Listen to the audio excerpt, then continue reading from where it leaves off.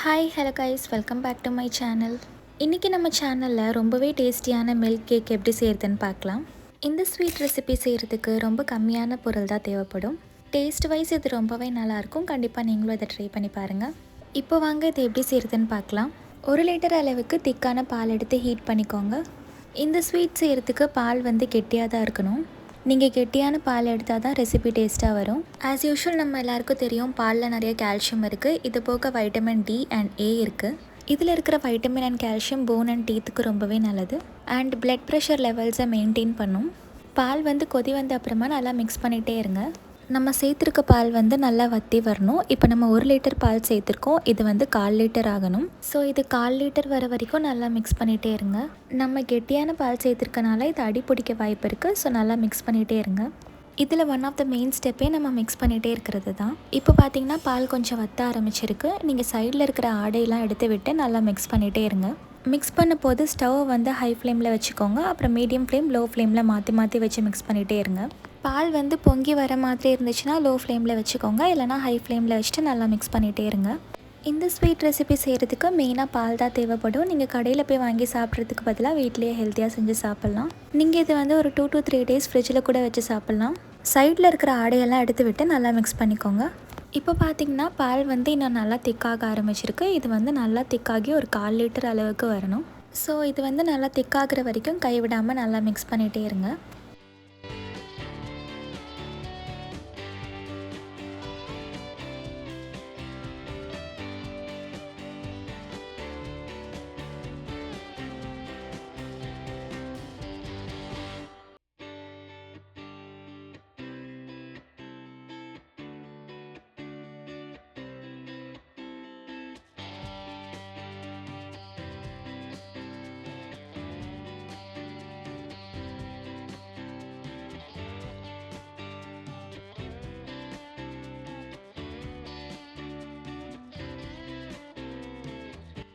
இப்போ பார்த்தீங்கன்னா பால் நல்லா திக்காகி 1/4 லிட்டர் அளவுக்கு வந்துருச்சு.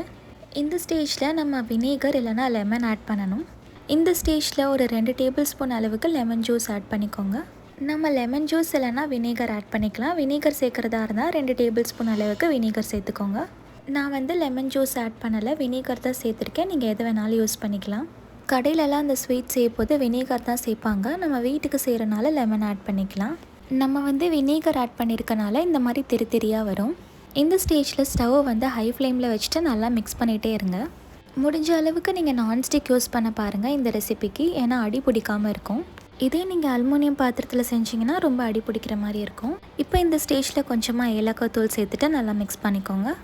இது ஹை ஃப்ளேமில் வச்சுட்டு நல்லா மிக்ஸ் பண்ணிகிட்டே இருங்க. தண்ணியாக இருக்கிறது எல்லாமே வற்றி கெட்டியாகும்.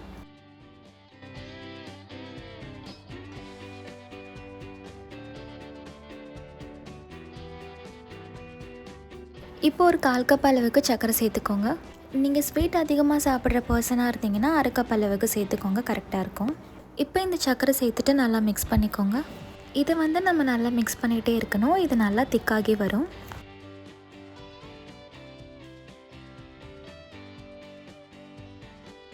இப்போ 1 டேபிள் ஸ்பூன் அளவுக்கு நெய் சேர்த்துக்கோங்க. இந்த நெய் ஆப்ஷனல் தான், உங்களுக்கு வேணும்னா நீங்கள் சேர்த்துக்கலாம்.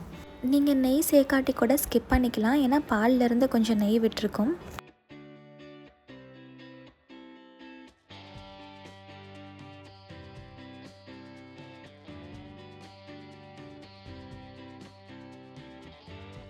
இப்போ பார்த்தீங்கன்னா தண்ணியெல்லாம் வற்றி இது நல்லா கெட்டியாயிடுச்சு. இந்த ஸ்டேஜில் நீங்கள் ஸ்டவ் ஆஃப் பண்ணிக்கலாம்.